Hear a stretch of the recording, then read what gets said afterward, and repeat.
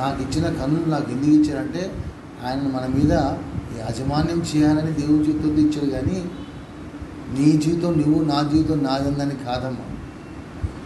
ఆయన యాజమాన్యం చేయాలని, రాజు ఈజ్ కింగ్, రాజ్యము చేయాలని ఇచ్చింటున్నాడు. ఏదమ్మా ఎందుకు ఇచ్చాడు? అది మనం ఈ రాజు రాజ్యము చేయాలని నా యజమానుడు మాస్టర్ ఏం చేసినామా, ఆయన ఏం చేశాడు, మనకు ఇవన్నీ అనుగ్రహించాడు. అంతేగా నా ఇష్టం వచ్చినట్టుగా ఉందని కాదమ్మా. నువ్వు యజమాన్ని గుర్తించాలి, యజమాన్ని కలిగి ఉండాలి, చూచి విని చేసి చెప్పాలి. ఏమని? మేము నిష్ప్రయోజకులమైన దాసులము, మేము చేయవలసినవే చేసి ఉన్నాం. సహోదరుడా, అందుకోసం దేవుడు మనల్ని ఏర్పాటు చేసుకుంటున్నాడు. ఏమీ చేయకుండా, ఆయన రాజ్యాన్ని మనం స్థాపించకుండా, ఆయన పనిని మనం జరిగించకుండా, దాసునిగా గమనించాం, దాసునిగా మనం ఆయన పనిని జరిగించకుండా, ఆయన రాజ్యముగా మనం ఉండకుండా, ఆయన పరిపాలించే విధంగా ఆయన పరిపాలన మన మీద లేకుండా, జీవిస్తే సహోదరుడా, ఆయన జంతువులకు మనకు వ్యత్యాసం లేదు. నేను అందుకే మాట జ్ఞాపకం ఏంటమ్మా, జంతువులకు మనుషులకు వ్యత్యాసం లేదు. జంతువు ఎలా జీవిస్తుందో నువ్వు అంతే జీవిస్తున్నావు. ఏం బ్రదర్, అంతేనా? జంతువుకి నీకు డిఫరెన్స్ ఏంటి? అది గుర్తించేది ఏదో అంత మటుగా దాని కళ్ళ కనబడి చూస్తుంది, దాని నోరు కనబడి తిండి కోసం తింటుంది, మా పొట్ట కోసం తింటుంది, అంతే కదా. అంత మటుకే దాని పని, అంతకంటే ఎక్కువ ఉండదు. ఈరోజు నువ్వు అంతే చేస్తే, నేనంతే చేస్తే హూ ఆర్ యూ? మనం ఎవరో అమ్మా? జంతువుడు స్వార్థం, నా గురించి, నా గురించి కాదమ్మా. ముందు తండ్రి పని, తండ్రి అంతే. యజమాని పనే నాకు ముఖ్యం, ఇంకేది కాదు. యజమాని పని ముఖ్యమే. సహోదరుడు, ఎవరు నాకు ఇయ్యరు. నా తల్లిదండ్రులను పుట్టించడం కానీ సహోదరుడా, నాకు కనులు లేదు. నా కనులు ఇచ్చిన దేవుడు, గమనించాం. ఎందుకంటే మనం చూస్తున్నాం, ఎంతోమంది గుడ్డోలుగా పుడుతున్నారు. ఏం కదా, అవునా కదా? గుడ్డోలుగా పుట్టట్లేదా? ఈరోజు మనం ఎందుకు గుడ్డోలుగా లేము? ఎందుకు పుట్టలేదమ్మా గుడ్డోలుగా ఎందుకు పుట్టలే నువ్వు? అంటే నీ తండ్రి నీకు ఇచ్చిందా? నీ తల్లి నీకు ఇచ్చిందా? నీ తల్లి ఒక బాడీ ఇచ్చిందేమో గమనించి, నీ తండ్రి ఒక బాడీ ఇచ్చినా కానీ కన్నులు ఇచ్చింది ఎవరమ్మా? God has given the eyes. ఆ మాట జ్ఞాపకం చేస్తున్నాడు. దృష్టి, కన్నులు. నోరిచ్చింది ఎవరమ్మా? దేవుడు ఇచ్చాడు. చెవులు ఇచ్చింది ఎవరు? God has given. సోదరుడు, నీకు ప్రాణంలో నీ నువ్వు లోకంలో వద్దానికి ఒక విధంగా వాళ్ళు సహాయపడ్డారు, అంతేగాని సహోదరుడా ఈ విధంగా ఇచ్చింది మాత్రం నా యజమానుడు ఇచ్చాడు, నా రాజు ఇచ్చాడు, నా తండ్రి ఇచ్చాడు, అంతే. God wants to hear you. ఏంటమ్మా, నీ నోట నుంచి నువ్వు పలకాలని నేను ఇష్టపడుతున్నాడు ఆయన. నేనున్నానయ్యా అని నువ్వు చెప్పాలని ఆశపడుతున్నాడు. ఇదిగో నేనున్నానయ్యా, పుస్తకపు చుట్టలు నువ్వు నా గురించి రాయించిన మాటలు బట్టి నేను వచ్చి ఉన్నానని చెప్పాలని నా తండ్రి, నీ తండ్రి ఆశపడుతున్నాడు. నా తండ్రి, నీ తండ్రి ఆశపడుతున్నాడు. నీ గురించి, నా గురించి పుస్తకం చుట్టలో ఏమైందమ్మా రాయబడింది. ఎవరి గురించి రాయబడింది? నా గురించి, అంటే కుమారుడి గురించి. If you are a son అంటే ఎవరు? ఇప్పుడు ఎవరమ్మా కుమారుడు? చూచి విని చేసి చెప్పేవాడు కుమారుడు. దాని మీద ఆయన రాజ్యం చేస్తూ, ఆయన అధికారం చెలాయిస్తూ, ఆయనే రాజుగా మనం చూపించి నప్పుడే సహోదరుడా, అప్పుడే యూ సే దట్ ఏంటమ్మా, నేను ఆయన కుమారుడు. That is the reason God has created us. అది మనం గుర్తించాలి, కానీ మన ఇష్టం వచ్చినట్టుగా జీవించడం కాదు. జంతువుకి మనకు వ్యత్యాసం లేకపోతే సహోదరుడా, ఎంత భయంకరమైన జీవితాన్ని మనము జీవించి ఏం చేస్తామో అర్థం చేసుకోవాలి.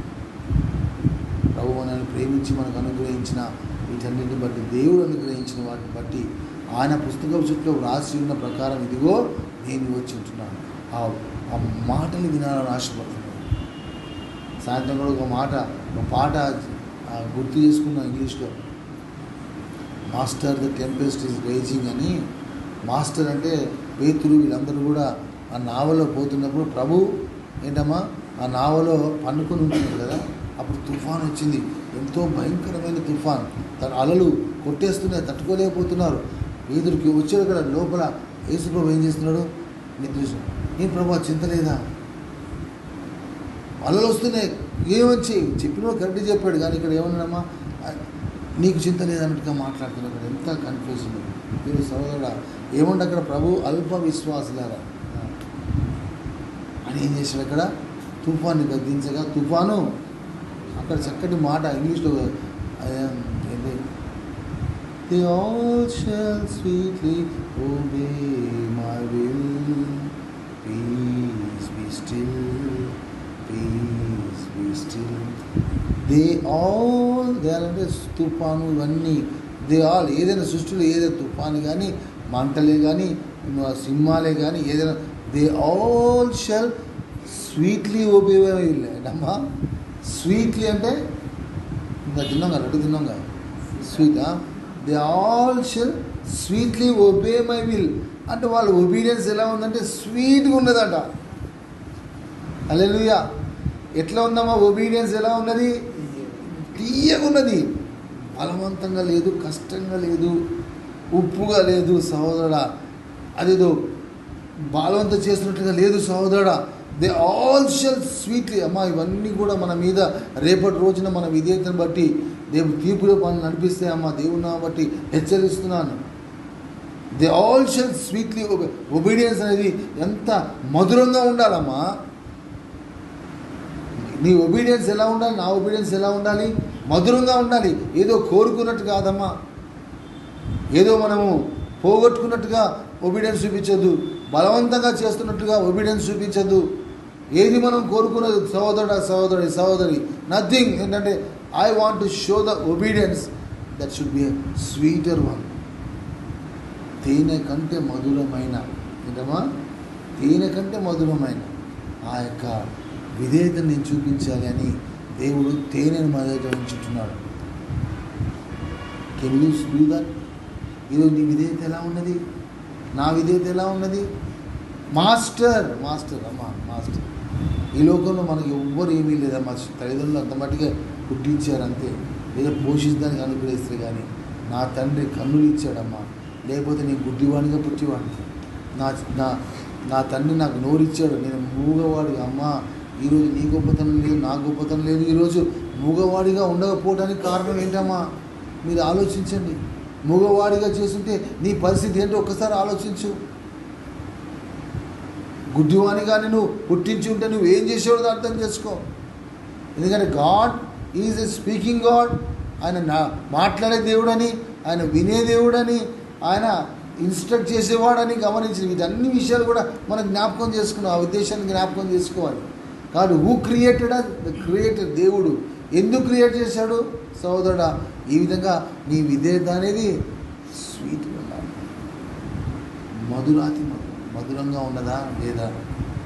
కష్టపడి బలవంతంగా ఏదో పోగొట్టుకున్నట్టుగా, ఏదో ఇక కష్టది, ఏదో ఇక నాకు లేదమ్మా, అన్నీ నేను చెప్పడం నాకు ఇష్టం లేదు. కానీ దేవుడు నా జ్ఞాపకం చేస్తున్నాను. I want that kind of obedience. I have seen many collectors. కొంతమంది కలెక్టర్స్ చూశాను, పోలీస్ ఆఫీసులో కనబడేది కానీ కలెక్టర్స్ చూశాను. కొంతమంది ఎంత ఒబీడియన్స్ చూపిస్తారంటే వాళ్ళు అంత గొప్ప వాళ్ళు ఒబీడియన్స్ చూపిస్తారు, గర్వం లేదు. ఈరోజు మనలో ఏమున్నదమ్మా అంటే ఒక ఒబీడియన్స్ ఒక అందాన్ని చూపిస్తారమ్మా. ఈరోజు మన జీవితంలో లేదేంటి ఆ విధేయత?